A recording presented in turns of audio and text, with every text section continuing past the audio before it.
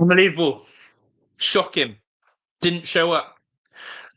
Poor performance today. And if anything, could that have cost Aston Villa a top 8 spot in the Champions League? I'm not happy. I'm not happy at all. We could make excuses for today. We could make excuses for today, or we could be real. And that's what we have to decide where we're at. Big up to everyone watching. This is Aston Villa from the stands. Make sure you smash a like, subscribe, and get in the comments on this, because I'm not happy. Aston Villa have, in my eyes, absolutely shot themselves in the foot again when it matters, when it is crucial. It is absolutely unbelievable how we do not win the games we're meant to win to get over the line. Yeah, that was frustrating. That was ridiculous. And that is a performance I did not expect. Listen, smash up the likes if you're in here right now. Big up to everyone. Get that like button going. We've got to talk. We've got to talk, because let's be real here. AS Monaco, 4th in the French league, a team in which we really should be steamrolling. It's not happened today. It's not happened today. I could start with the excuses. And maybe that's where I will start with.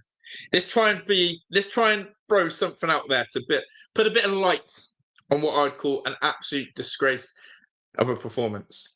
The stadium atmosphere. My God, that's embarrassing for AS Monaco. For a team who once tried to buy the French league, for a team that had all this sort of, wealth and dreams and aspirations to defrottle PSG. Well, where the hell are your fans? Because that reminded me of a certain team that play in League One in our city.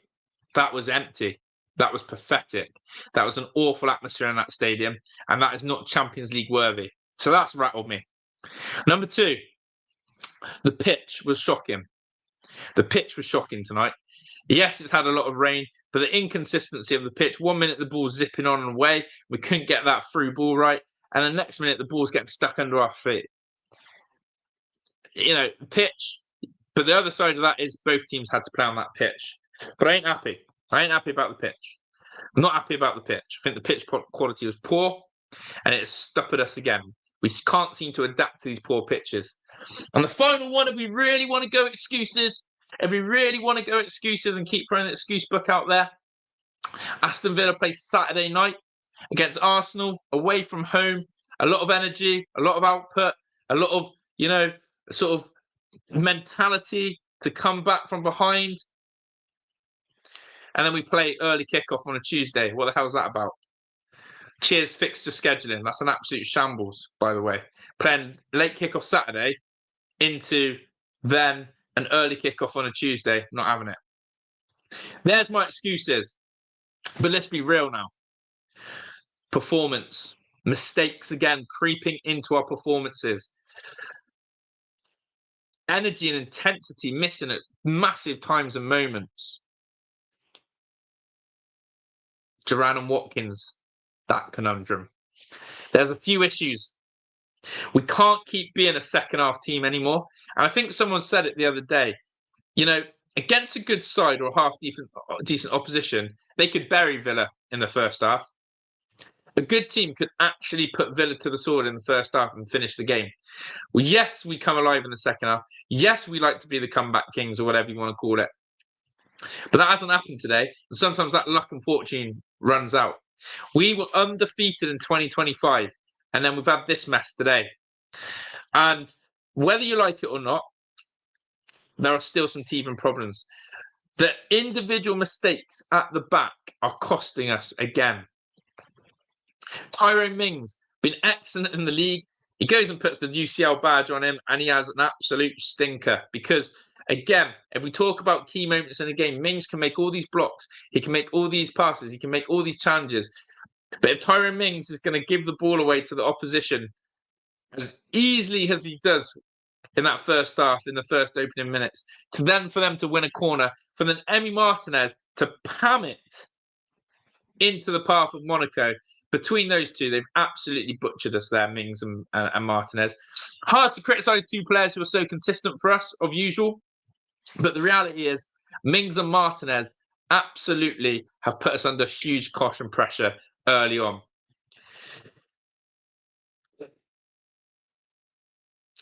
Buendia, Rogers, Bailey. First half.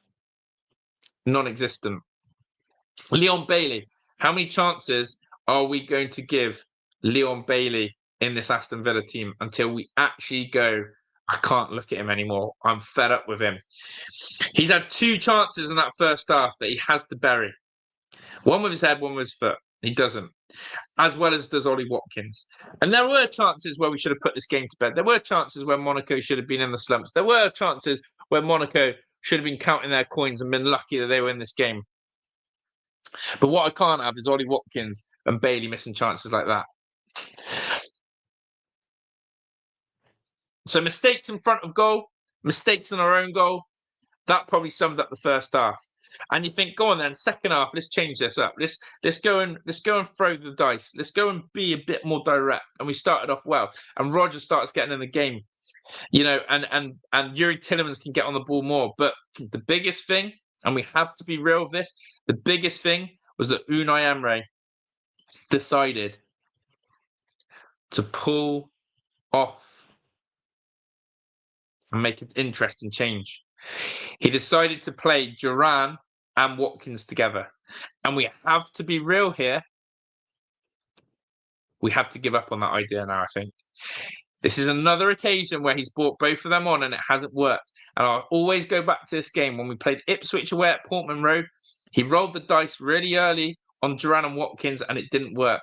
He's done it again. He did it on 55 minutes. He brought on Duran and Watkins on 55 minutes and it's not worked.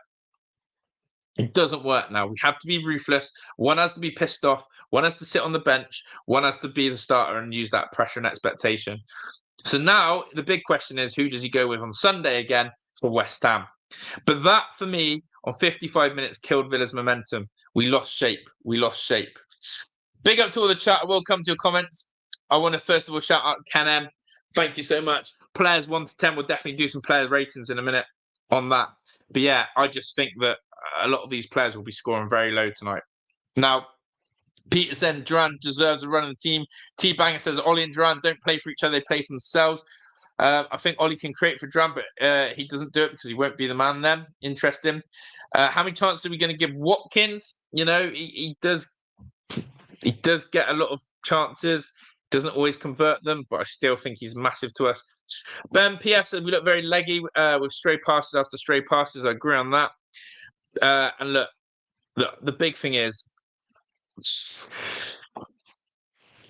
I hope we haven't put ourselves in a position now where we don't finish on that top 8 of the Champions League. I will be absolutely fuming if we have to go through a playoff and end up getting knocked out on that.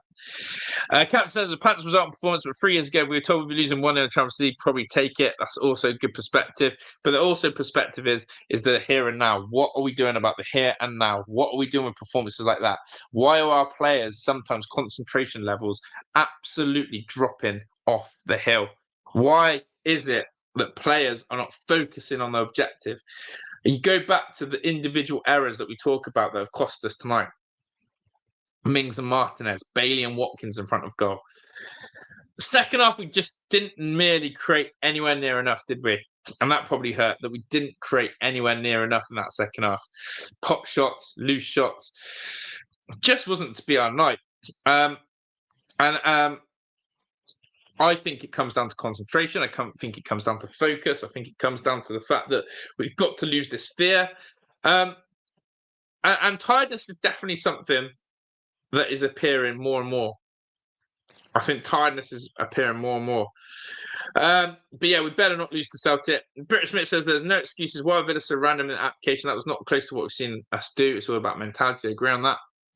And that's why I think this season we've held Villa to such high standards because of what we know they're capable of. But we've not seen it. We have not been anywhere near those levels at all. I think Villa haven't even put in a close to an 8 or 9 out of 10 performance this season, whereas last season we did it 3 or 4 times. Really consistently, massive performances. And that Monaco team were nowhere near as good. T-Banger doesn't want Bailey using the big games, and yet VJ's remind us how good Bailey was. We just haven't seen that guy. But yeah, we have to come down to, did Unai Emery do the right thing? Now, as fans, sometimes we criticise and say, "Come on, Unai, go a bit more aggressive, go a bit more attacking, throw on the big guns, throw on Duran and Watkins together. Let's make a bit of madness out of it. Let's see what happens." And he'd done that today really early on, and I'll be the first to put my hands up. I was excited. Duran and Watkins coming on together. Let's have it. Let's absolutely have it. Just killed us. Killed us. Emi Buendia. Frustrating probably for him. Emi Buendia gets us chance, gets a start. Just couldn't get to the speed of the game. And the pitch definitely didn't help a player like Emi Buendia. Emi Buendia, an intricate footballer, someone who likes to play the killer pass, someone who likes to be precise in what they do. Really struggled because he's not a fast player either, is he? He's not a fast player, old Emi Buendia. His legs don't quite get going. So he's definitely struggled today. But I thought Buendia, basically, in a nutshell, wasn't able to capitalise on his start today, and that would have hurt him as well. So, yeah. But, yeah, we have to find a way. Our set piece was terrible. We wasted so many and too many corners, which I don't understand why. And everything was off.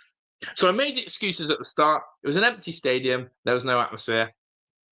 We had a terrible pitch to play on, and we played late Saturday and we played early Tuesday. Is that enough? Well, I'm happy with those excuses if we qualify in the top 8. If we don't qualify in the top 8, then that's when you start saying, performances like tonight cost us. Why was it so lethargic? Why was it so poor? My other argument is, of what Pete's just sort of come up to, is we are short in centre mid.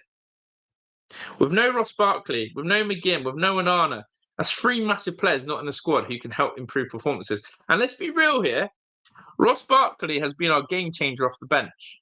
Ross Barkley has saved Villa multiple times off the bench, not just in terms of his goals, but in terms of his impact as well and how he impacts us. So I do want to be sort of really clear about that. Ross Barkley, for me, as a sub, has been someone who has changed the fortunes of Villa. But, John McGinn, he's a driving force. He's someone who will improve and go up the gears. But, yeah, interesting. So if we were to go into player ratings today, interesting to see your thoughts. I think Emi Martinez has to take a massive L today. I think you look at the score, it's 1-0. He hasn't had a massive save to do. We've lost because of a mistake from him. I'm actually going to give Emi Martinez a 3 or 4 out of 10. And I'm going to be critical on him. Emi Martinez, with goalkeeping like that in a Champions League game like that, away from home, slapping the ball in the box like that, they're not good enough. Yeah. Oh, good. Yeah. The thing is, though, Moss, the Gunners will be no different than Villa this season. Come the end of the season, that's all I can say on that. There'll be nothing between us. But yeah, we should have beaten Monaco on a good day. We haven't turned up today. So yeah, Emi Martinez poor. Thought Matty Cash today got in good areas. I thought Matty Cash did excellent and got in some really good areas. Again, in advanced positions.